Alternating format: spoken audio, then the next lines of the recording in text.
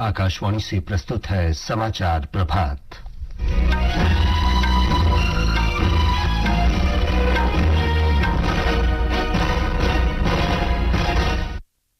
प्रधानमंत्री और भारतीय जनता पार्टी के वरिष्ठ नेता नरेंद्र मोदी आज वाराणसी लोकसभा सीट से नामांकन भरेंगे। लोकसभा चुनाव के 7वें और अंतिम चरण के लिए पर्चा दाखिल करने का आज अंतिम दिन। चौथे चरण में 67.71% मतदान। बिहार के पूर्व उप मुख्यमंत्री और भाजपा के वरिष्ठ नेता सुशील कुमार मोदी का निधन।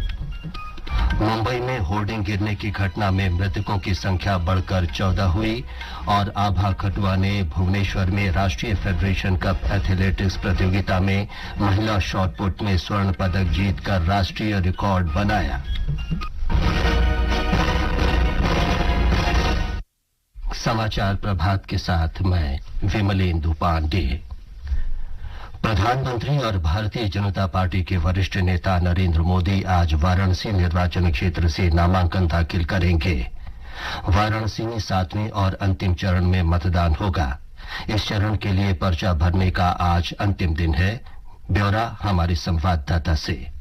काल भैरव का आशीर्वाद लेने के बाद प्रधानमंत्री नरेंद्र मोदी आज तीसरी बार वाराणसी संसदीय क्षेत्र से नामांकन दाखिल करेंगे। ये मौका भाजपा के लिए राष्ट्रीय जनतांत्रिक गठबंधन की साझा ताकत को प्रदर्शित करने का भी होगा। गठबंधन के सभी सहयोगी दलों के नेताओं के साथ ही नामांकन में 12 बीजेपी शासित राज्यों के मुख्यमंत्रियों के शामिल होने की भी उम्मीद है। इस मौके पर कई केंद्रीय मंत्री, वरिष्ठ भाजपा नेता, उत्तर प्रदेश सरकार के मंत्री और सांसद भी मौजूद रहेंगे। वहीं कांग्रेस अध्यक्ष मल्लिकार्जुन खड़गे महाराजगंज लोकसभा क्षेत्र से कांग्रेस प्रत्याशी वीरेंद्र चौधरी के नामांकन में शामिल होंगे। खड़गे गोरखपुर जिले में भी एक रैली को संबोधित करेंगे। सुशील चंद्र तिवारी, आकाशवाणी समाचार, लखनऊ।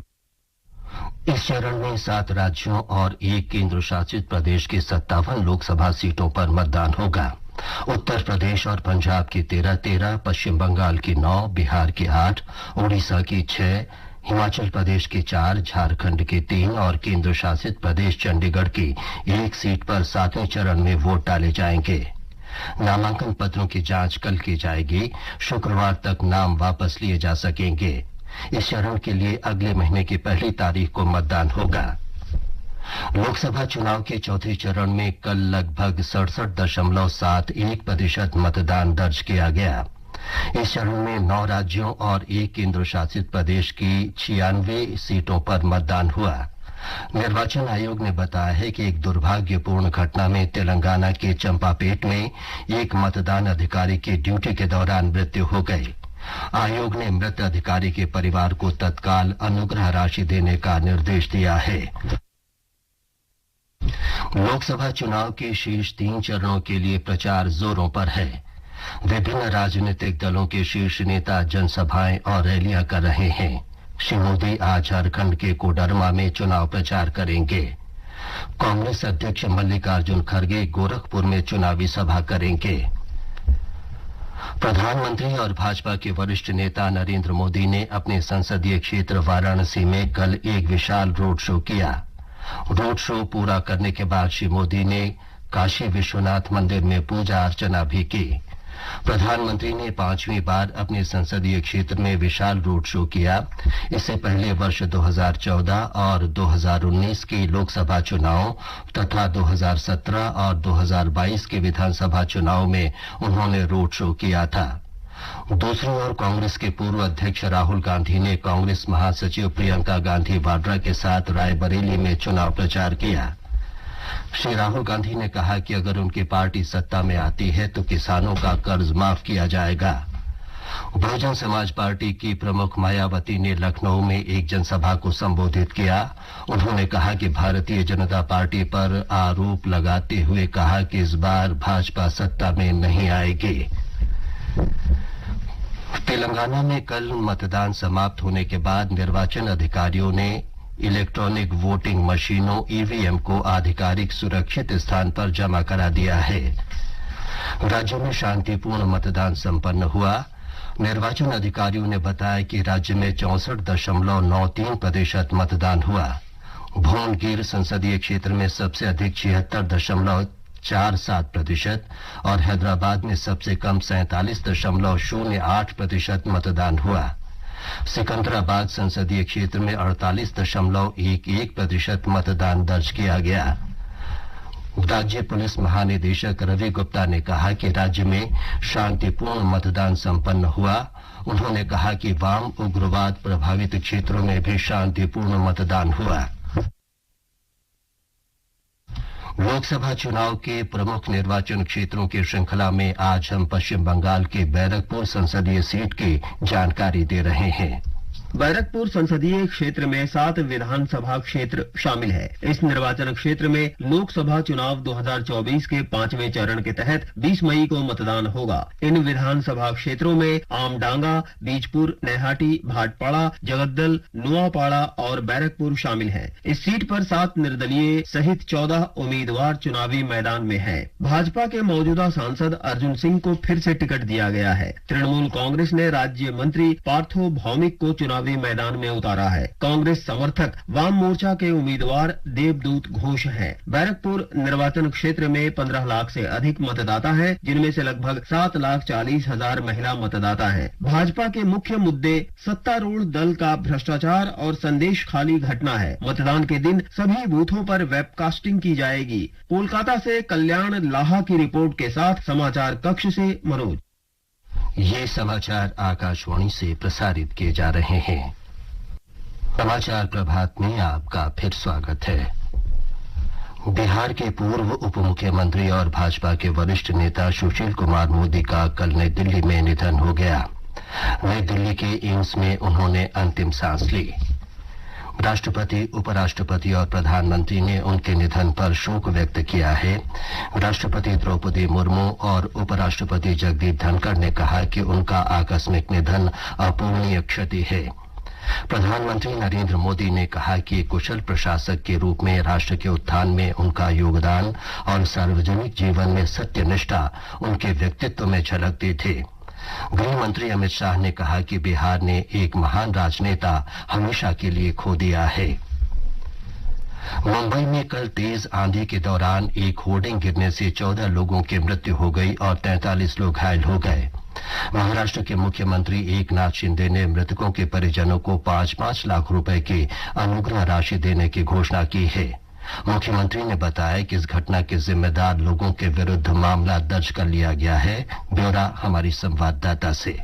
यह घटना कल रात घाटकोपर इलाके में घटी। छेदानगर जंक्शन पर एक 100 फुट ऊंचा बिलबोर्ड उखड़ गया और पेट्रोल पंप और आसपास के घरों पर गिर गया। घायलों को मुंबई के अलग अलग अस्पतालों में भर्ती किया गया है। कुछ लोग अभी भी फंसे हुए हैं। रेस्क्यू ऑपरेशन अभी भी जारी है। एनडीआरएफ, एम्बुलेंस और अन्य एजेंसियां बचाव और राहत कार्य में लगी हैं। इस घटना के लिए जिम्मेदार लोगों के खिलाफ गैर इरादतन हत्या का मामला दर्ज किया गया है। प्रार्थना, आकाशवाणी समाचार, मुंबई। विदेश मंत्री डॉक्टर सुब्रमण्यम जयशंकर ने कहा है कि भारत और ईरान के बीच चाबहार बंदरगाह समझौता बड़े निवेश का मार्ग प्रशस्त करेगा और भारत को पश्चिम एशिया से जोड़ेगा। डॉक्टर जयशंकर ने मुंबई में संवाददाता सम्मेलन में कहा कि ये समझौता एक नीतिगत कदम है और ये कराची के साथ साथ पाकिस्तान में ग्वादर बंदरगाह को दरकिनार करते हुए ईरान के माध्यम से दक्षिण एशिया और पश्चिम एशिया के बीच एक नया व्यापार मार्ग खोलेगा। It is expected that we would see the long-term agreement between India and Iran on Chabahar. We've been running it on the basis of ad hoc arrangements. It will clear the pathway for bigger investments to be made in the port. We'll see more connectivity linkages coming out of that port. Bharat आज से France में आयोजित होने वाले Cannes film महोत्सव में भाग लेगा। भारतीय प्रतिनिधिमंडल में केंद्र सरकार, राज्य सरकार और फिल्म उद्योग के सदस्य शामिल हैं। भारत कान फिल्म महोत्सव में पहली बार भारत पर्व की मेजबानी करेगा। एक रिपोर्ट।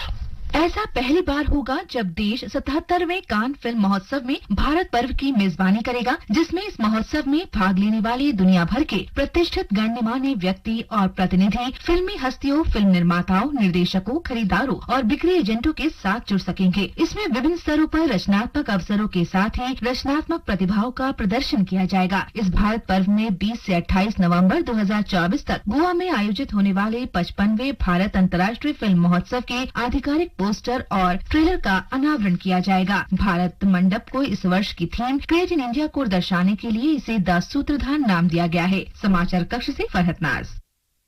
आभा खटुआ ने भुवनेश्वर में नेशनल फेडरेशन कप एथलेटिक्स प्रतिस्पर्धा में 18.41 मीटर की दूरी तक महिलाओं की गोला फेंक स्पर्धा में स्वर्ण पदक जीतकर राष्ट्रीय कीर्तिमान स्थापित किया है। एक रिपोर्ट।